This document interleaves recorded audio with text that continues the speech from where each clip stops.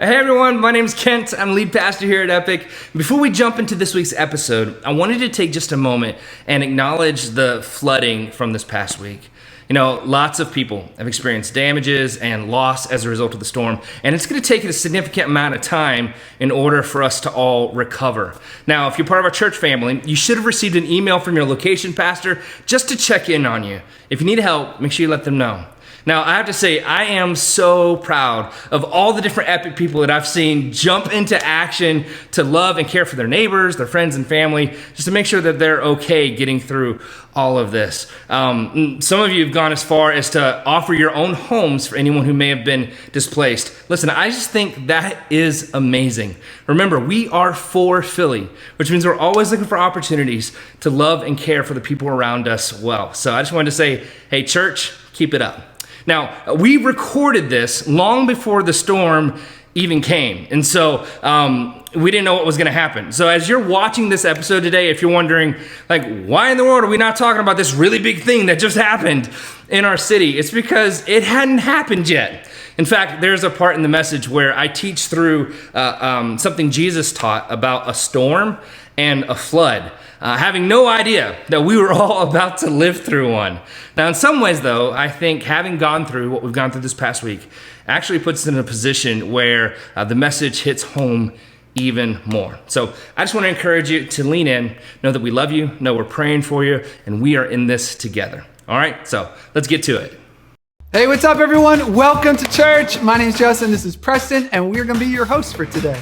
We are so excited to have you joining us. Happy Labor Day to everybody. Yes, Labor Day weekend. Hopefully you get some rest this weekend. We got a great episode ahead today, wrapping up our series Counter Current. It's a series finale. Series finale. It's going to be great. But at the end of the day, if you're just checking us out, all right, if you're just joining the conversation, we've got a whole playlist for you can check out right here on our channel. So Be sure to binge it. Hey, today is going to be a great episode. We got Pastor Kent, our lead pastor, has a message for us. Our band, Epic MSC, has a song, and we get to hear someone from our Epic fam, Gina, as she shares some of what God's been doing in her life over the last year.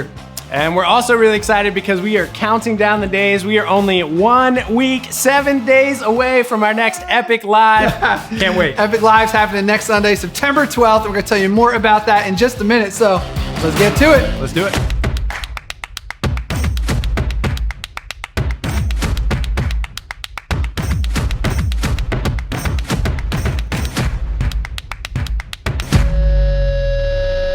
Hey, what's up, everyone? Welcome to Epic Everywhere. What's going on, everybody? Again, happy Labor Day weekend. Yeah. Hey, you got any Labor Day plans going on? I do. I got some friends coming in town. Excited to catch up. We're going to try to get around the city and show them around a little bit. Maybe grab a cheesesteak. What about you, Justin? That is Labor Day approved right there. Boom. Cheesesteak. I'm hoping to get in a bike ride with my family and hopefully play some cornhole. You know, got my own America cornhole bags here, so get some cornhole action in there. There it is. That is very American of you. There's a lot of fun going down in our city this weekend. We got Made in America. Yes. Going down, headlined by the one, the only Justin Bieber. And, that whole thing is thrown on by Jay-Z, and so that means, Beyonce's here. So we're going to have some people in town that I guess you'd call them believers. And then we're also going to have the Beehive in town. Oh, no.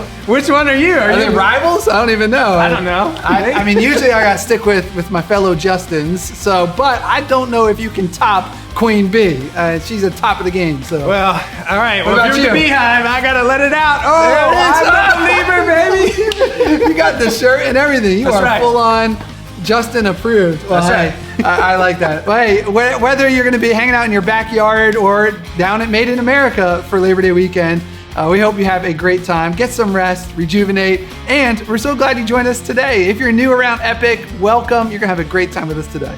Yeah, we are so excited you're here. Be sure to text in at some point throughout the day today. You can text the word HERE to 215-999-8575. And if you do that and you are new, we've got a gift for you that we'd love to send you. It's a t-shirt.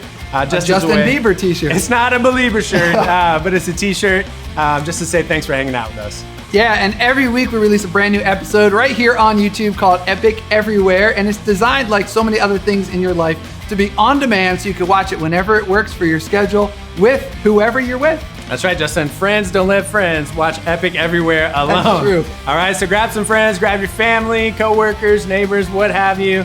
Watch it together and then talk about what you're learning as you watch along. Labor Day is a perfect time to do that because you're hanging out with some people. And hey, I know that some people have been joining us online. They've never even come to one of our physical locations yet. They've never been to an Epic Live. Yeah, there are people who've joined us over the past year who have never ever seen Epic Live. And in fact, we got to meet Kat this week as a part of our Cornhole League. Yes, you heard that correctly. We are in a Cornhole League. In fact, that's what the shirt I got on is representing. So shout out Heyday and Cornhole once again. There you go.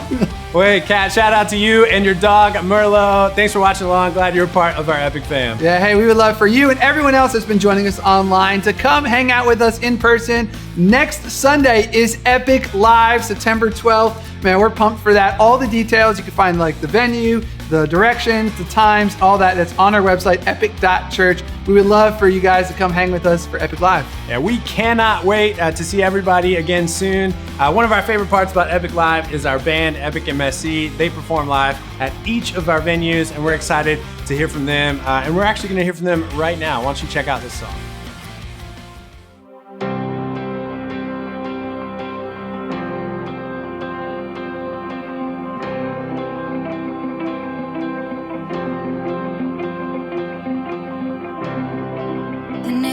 Above the battle, the undefeated Savior stands with me, the fighter for the weary, the Lamb of God, the lion-hearted King.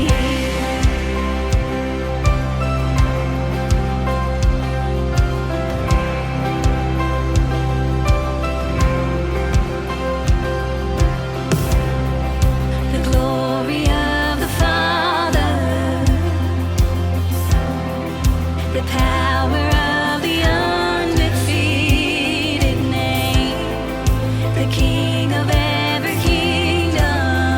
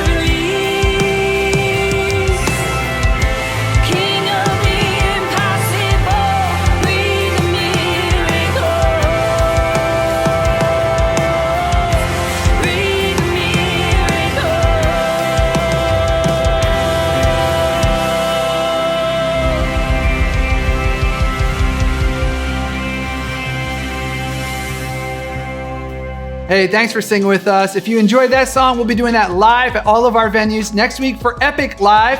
You can find all the details, times, addresses, all that good stuff on our website, epic.church.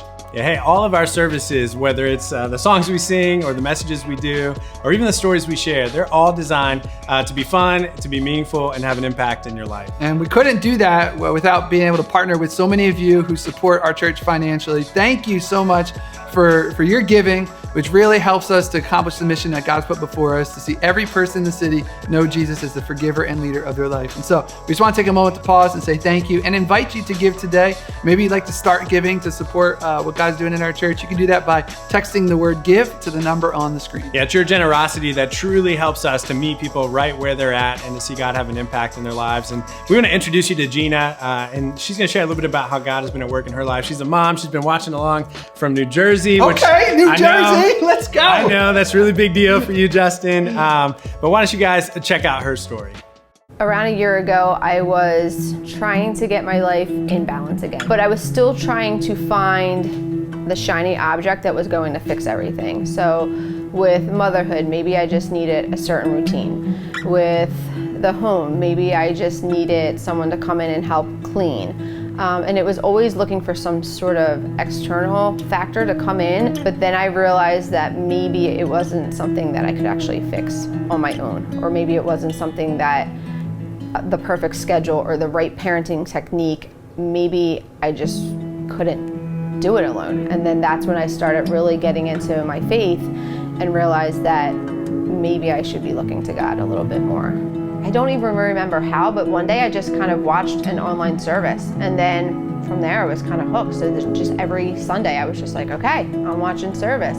It felt like Philly to me because, you know, the people look like you, they sound like you, but I remember it just feeling like new and fresh. Like there was music that like made you want to sing, and like there were people from all different backgrounds, all different types, and that I liked because I think that's how we learn. And it seemed like it wasn't just a priest opening up a book and just reading from it and not really getting like the meat from it. So good things that are coming out of it is that while I still struggle, I think that's something that's just going to always be there. And I think struggle is always where you find your strength. So connecting with Epic for me, I think was a big milestone for tapping into what my purpose here is on earth.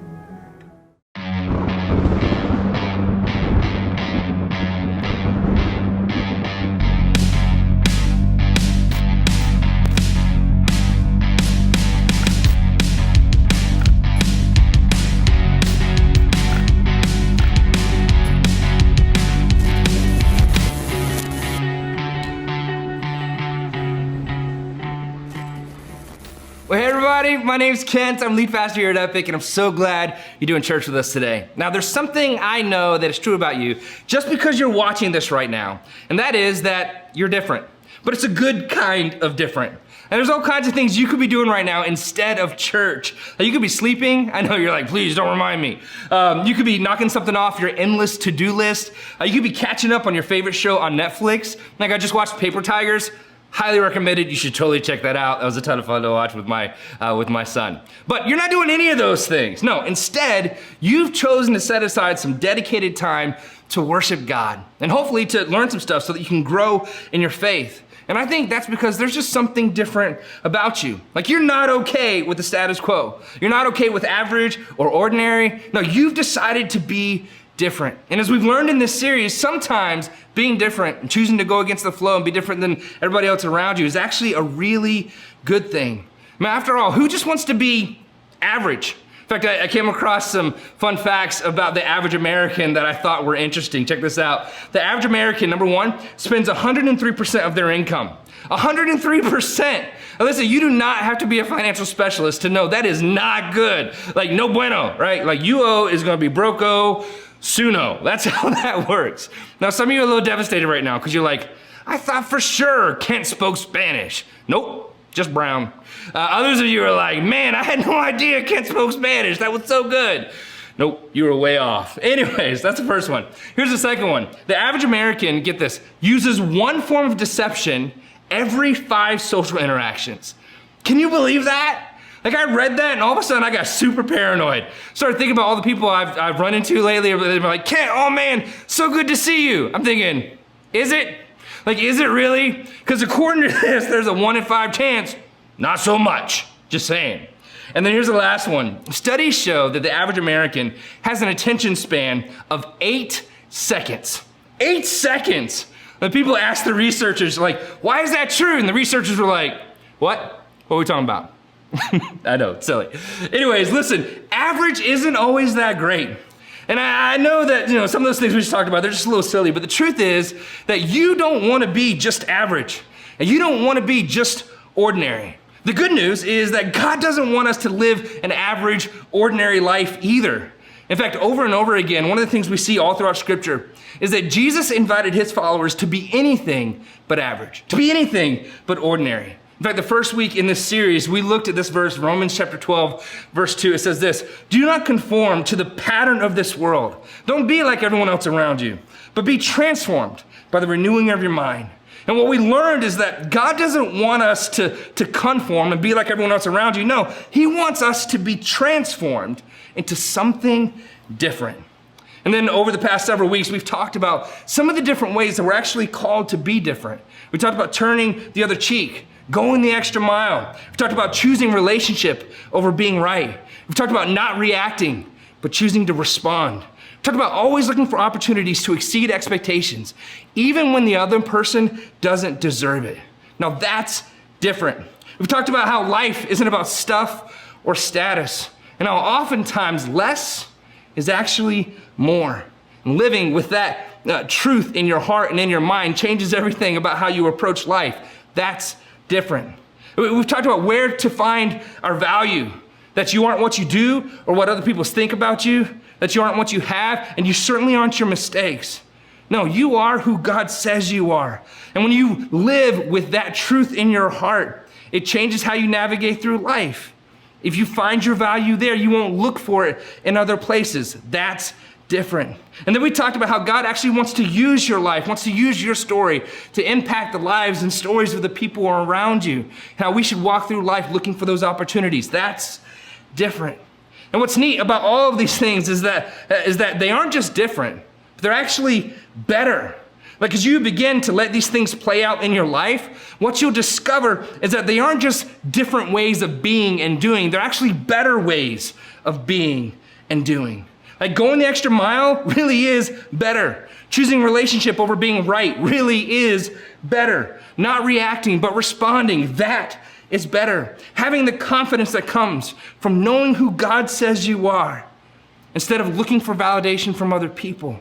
I'm telling you, that's so much better. And so I gotta tell you, I've loved this series because it's almost like God is saying to us, come on, don't be average. Like, don't be ordinary. That's what everybody does. I want something so much better for you than that. Now you should be different. Like, don't give yourself to a lesser dream than what I want for you. Like, don't settle for something more mediocre or more mundane than what I've dreamed for you. And there's so much more available to you than that. No, you should be different. Now, at the end of Jesus' Sermon on the Mount, he wraps up his message with a challenge that I think is like the perfect way for us to end our series today. Like, for 3 chapters leading to this moment, Jesus has been preaching the paint off the wall. Like, he's letting it rip. And then he gets to that moment in the sermon where he probably should have had the band come out to sing one last song. You know what I'm talking about, right? It's that song with the soaring strings and the anthemic chorus about how we'll never be the same again. I imagine everybody would be singing in full voice, standing on their feet. There'd be tears and snot bubbles and their hands in the air in worship with that look on their face like something smells. You know what I'm talking about? You know that face? Anyways, that's the moment that probably should happen right here. But instead of that, Jesus takes this as an opportunity to make an observation about this crowd that was gathered there on the side of this mountain. That was true for them then, and I think has been true for every crowd that has gathered to hear the words of Jesus ever since. Whether that was 2,000 years ago on the side of this mountain, or it's 2,000 years later in a living room with friends, or maybe on a patio with your spouse, or maybe on the beach right now with your family. It's been true ever since. It was true for them then, and it's true for us now. He looks out of this crowd, and here's what he says. He says, I'm so glad that you've come out to hear what I've had to say over these past 3 chapters. But I just can't end this without telling you one more thing. You see, I know that you're all excited about everything that you've just heard, but if you don't do anything with it, then it doesn't do anybody any good. Did you get that? I'm excited that you're excited, but if you don't do anything with what you've just heard, it doesn't do anybody any good. I'm glad you're all here to hear it. I'm glad you're excited, but just hearing it and just being excited about it isn't enough. Anyone could do that. That's ordinary. That's easy. That's average. No, you should be different. He says, look, here's what I know. Like, it's one thing to know what to do, but it's another thing altogether to actually do it. And the difference that I want for you, this difference that we're talking about, the difference that you should want for you, it's not found in knowing. No, the difference is found in doing. And come on, you know this is true. Like, case in point, I know a lot about the gym. You know what I'm saying? Like, I know all kinds of stuff about the gym. I know where it is. I know the kind of stuff that they have inside. I know what they do inside of there. Like, I know a lot about the gym.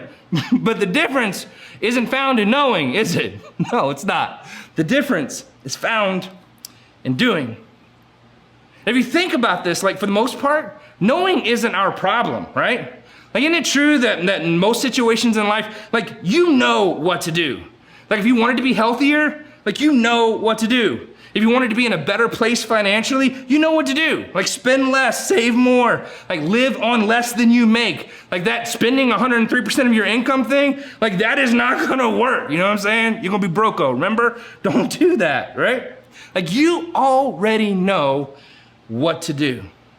If you want to have a better than average marriage, then you know what to do. Like, don't be selfish. Put the other person first. Believe the best about one another. Listen well. Communicate. Pray together. Do what you say you're going to do. Tell the truth always. Be humble. Be kind. Like, you know what to do, but the difference isn't found in knowing, is it? No, the difference is found in doing. So Jesus looks out on this crowd and he says, hey, we've talked about a lot of stuff over these past 3 chapters, but I just want to make sure that you don't think that this whole thing has been about just being here and hearing all this stuff, right? Like, I don't want you to be confused about that. In other words, like, you shouldn't be all that impressed with just attendance, because attendance isn't that big of a deal.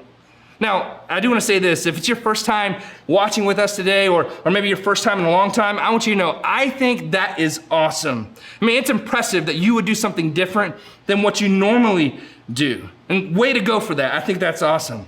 Our hope for you is that this experience today would be so meaningful and impactful for you that you would be willing to come back and watch again next week, right? And if you're local, man, my hope is that you'd come to one of our Epic Lives at one of our locations next week. So make sure you do that, right? That's our goal for you. But for others of you, like, you've been doing the church thing for a while, and our goal for you is different. Like, our goal for you isn't attendance. Our goal for you is application, right? It's not about attending, it's about applying. Here's the thing. Our goal is that you wouldn't just show up and leave knowing what to do, but that you would leave and do what you know. Like, just knowing what to do, that's easy. That's average. That's ordinary. No, you can be different. My hope is that you leave here each week challenged and encouraged and equipped to do what you know. That you'd be so moved, so compelled by what happens here, so encouraged, so challenged by what you learn through these messages and through how we do church online and we do church in person, that you'd get yourself to the place where you're like, you know what, God, I really do believe that you're better at life than I am. And so I'm just going to trust you with the one and only life that I have.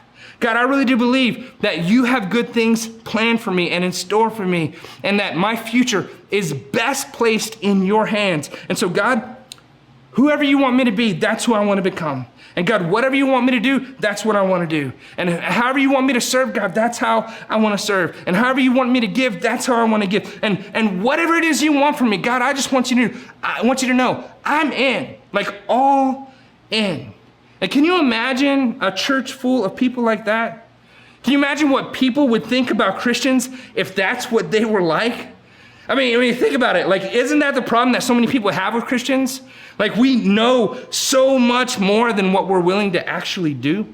Like, whole nother sermon for a whole nother day. It's true. But what if it wasn't? What if it wasn't? What if we were willing to actually just do what we know? How different would things actually be? So Jesus says, hey, listen, you've heard what I've had to say today. And so now, all of you that are gathered here, you have a choice to make. You can be average like everyone else and just leave knowing what to do. Or you can be different, just like a few people will. And you can leave this place and actually do what you know. Now, how do I know it's just a few people that will do that? Well, in the same sermon, he said that there's a wide road that's well-traveled. Like it's worn out because so many people are going down this road. It's like a parade route. Everybody just kind of walking down this thing, taking selfies like, whoo, here we go. But then he says, there's this other road.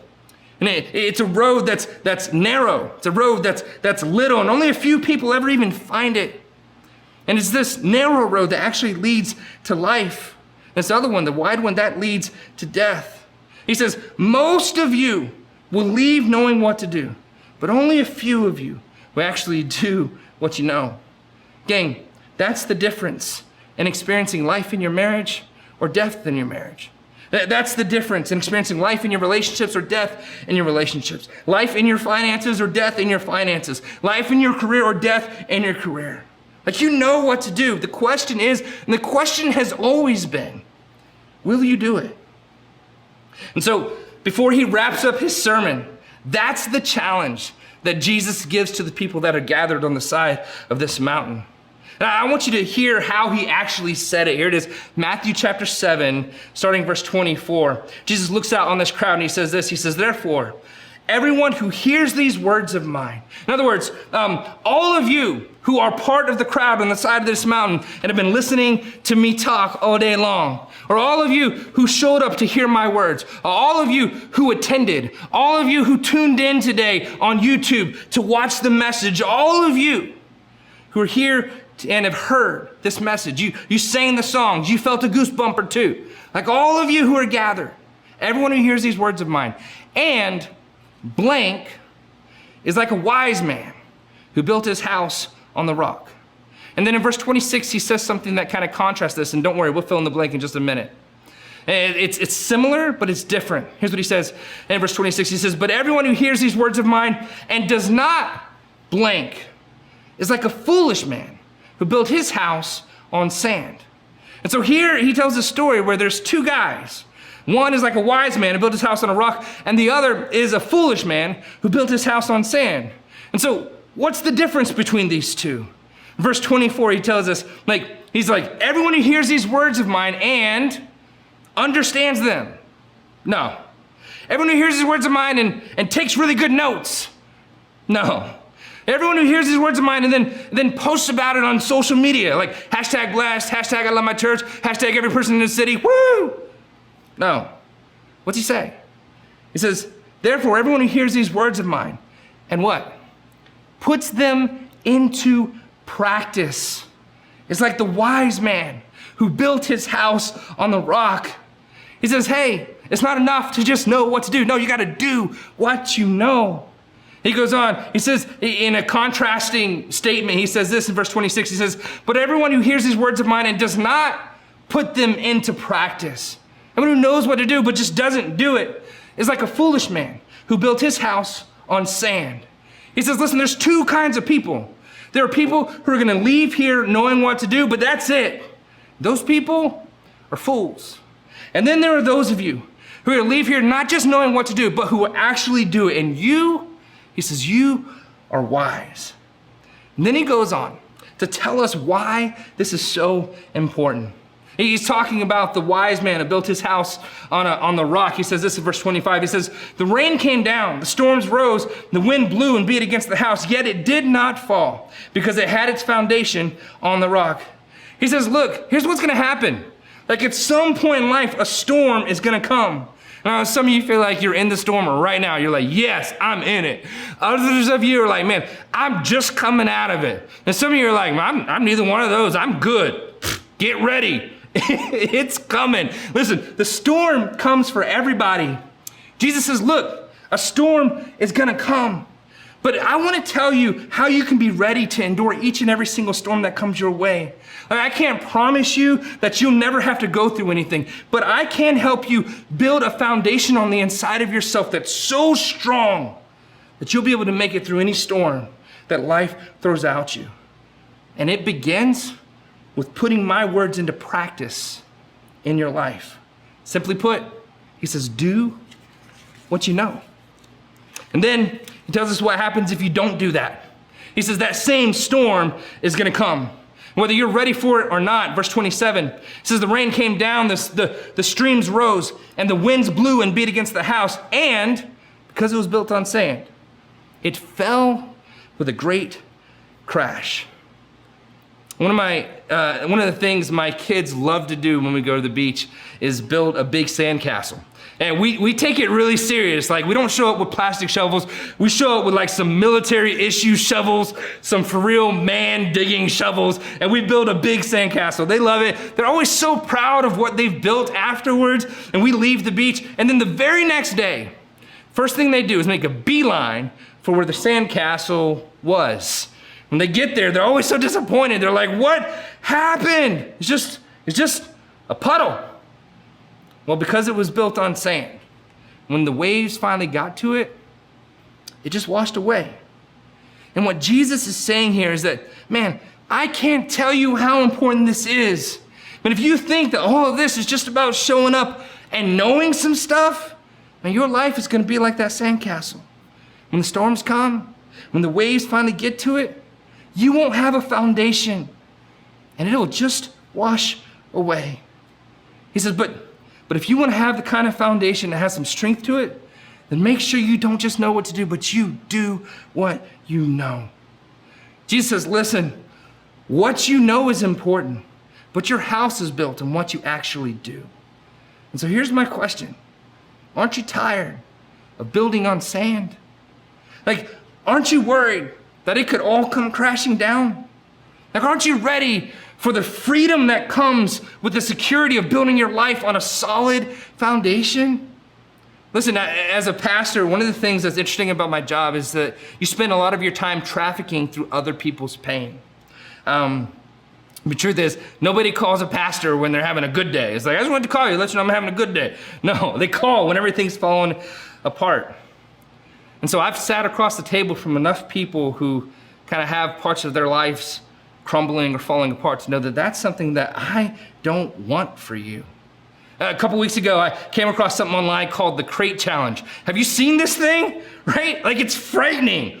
Like, they stack up a bunch of milk crates like they're stairs, and the goal is to walk across the crates. You go up and then you go down like they're a set of stairs. And the truth is, it looks way easier than it actually is. But because there's no real foundation to it, once people get to a certain point walking up those crates, they almost always come crashing down. And people fall on their heads, they break their arms, all kinds of things are terrible. I mean, it's horrifying to watch. It's kind of interesting to watch, but it's terrible at the same time. Now listen, going through life and knowing what to do and not doing it, it's just like doing the milk crate challenge. I kid you not, I think Jesus would be like, it's the crate challenge, don't do it. Don't do it. Listen, it's one thing when it's a broken bone, but it's another thing when it's a broken marriage. It's another thing when it's a broken relationship with your kids. It's another thing when it's broken opportunities that you miss out on because of decisions that you made along the way. And listen, God has so much more for you than that. It's the Crate Challenge. Don't do it. Just do what you know. One of my favorite quotes related to this is this: unapplied truth is like unapplied paint. It doesn't do anybody any good. The value of paint is in the application.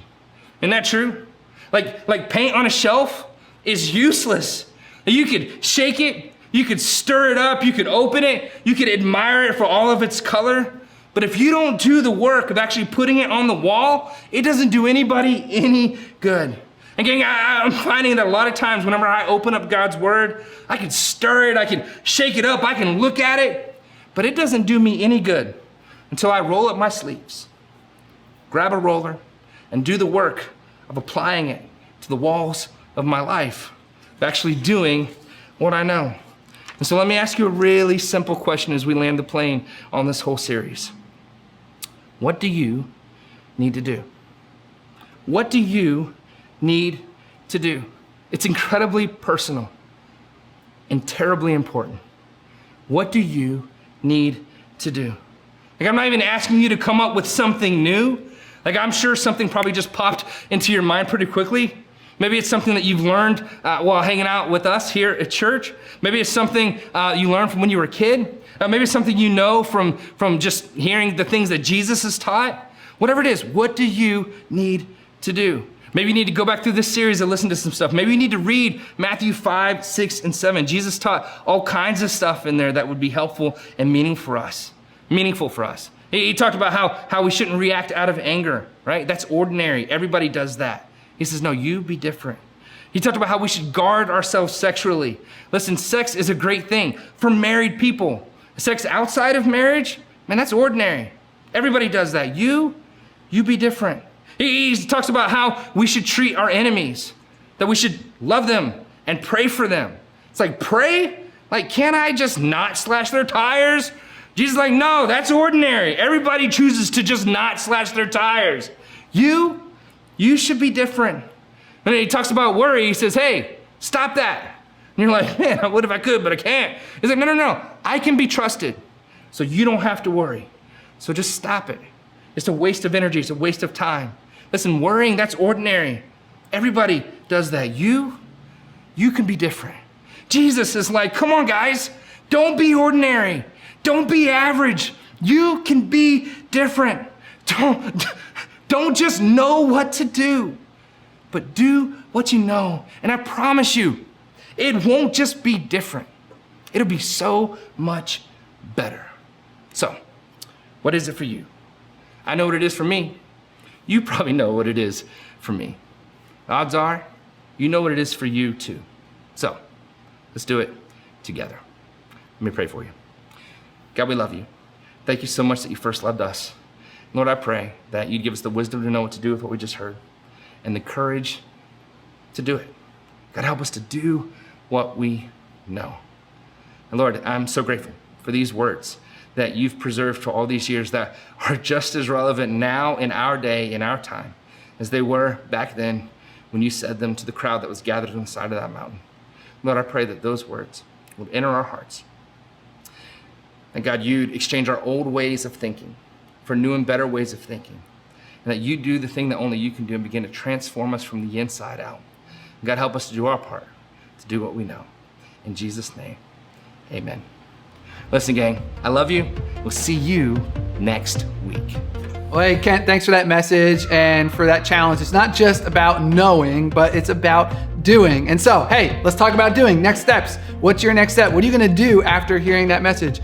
Maybe if for you, it's going to talk to someone about something you need to do in your life. Maybe for you, you're going to show up at Epic Live next Sunday, right? You're going to come in person, take that step. That would be awesome. And hey, can I push on one more thing here? I've talked to a lot of people who sometimes say like, man, I want to grow spiritually and I want to go deeper, right? You've heard that? Yeah, I want to go deeper. Whenever I talk to someone about, they say, I want to go deeper, I bring up this idea that Kent just taught us, right? Because really, when you're going deeper, it's good to know things and it makes us feel good about ourselves. We feel inspired and all that. But really, when you want to go deeper, you have to do something with what you know. You have to do what Kent just taught us. And so maybe for you, going deeper means caring about the person that lives across the street from you. Maybe for you, going deeper means inviting other people into your home to have a watch party together, to watch church together. For you, going deeper means leading a life group. Our life group semester starts next week. And we'd love to see you taking those steps to do something with what you know. That's the way we go deeper together. So let Let me step off the soapbox there. Just want to throw that challenge out to whoever needed that today. Well, there you have it. Countercurrent, series wrapped, how to go against the flow. Man, I know so many people have been challenged and encouraged by this series. Thanks for watching along. We know so many people have been watching along and texting in each and every week. So thanks for doing that. And you earned your patch. You earned your patch. Boom. Do what you know. Do what you know. Thanks for watching along. In fact, next week we're going to be kicking off a brand new series. We want to tell you about it. It's called Kicks and Conversations. Why don't you check this out? Well, hey, what's up, everybody? We're here at Lapstone and Hammer checking out some fresh kicks because we want to let you know about a brand new series just around the corner. You can tell a lot about a person by their shoes, where they've been, where they're going, how they got here. So at our next Epic Live on September 12th, we're starting a brand new series called Kicks and Conversations. It's all about people who encounter Jesus and what we can learn from spending some time in their shoes. And here's what I know. Every shoe has a story, and every story has a lesson worth learning. Kicks and Conversations, don't miss it. Hey man, you got these Blazers, 9.5? So next week, the choice is yours. You can join us right here for Epic Everywhere. We release a new episode at 8 a.m. Eastern Standard Time, or join us in person for Epic Live at one of our venues. You can find all the details at epic.church. We'll see you there. Yeah, we can't wait to see you. If you enjoyed today, give us a thumbs up, drop us a comment. We'd love hearing from you guys. Hit that subscribe button. Subscribe. If you're new around here, Pastor Kent would love to say hi. So he has a special welcome coming up just for you. But before we go, hey, do people want to know, Preston, how big of a believer are you? Any true Justin Bieber fan would be able to just rattle off their favorite songs. So what are your favorite Justin Bieber songs? Go. Baby, easily. That's one of the top ones. Okay. Epic MSC did Holy. Come on now, we did that for Christmas. Okay. Then we got, I think you're just gonna be sorry. Oh, there you go. He is. Ladies and gentlemen, we've got a true believer in the house. All right, enough of that. Hey, happy Labor Day. We'll see you guys. Well, hey, thanks again for hanging out with us today. If you're new, we're so glad you're here. I just want you to know we do church just like this online every single week, and we'd love for you to be a part. Now, if you're local, we actually get together in large gatherings once a month for something called Epic Live. It's a full-on celebration. So just check out our website for a location that's near you. Now, we would love to meet you. And so I want to personally invite you to something called the Welcome Party. Just an opportunity for us to connect, share some of our story, and hear some of yours. So just text the word "here" to the number on the screen and we'll get you all hooked up. Listen, we really do believe that God has an incredible plan for your life. And we just want to do our part to help you discover what that is. So keep hanging out with us and we'll get there together. See you next week.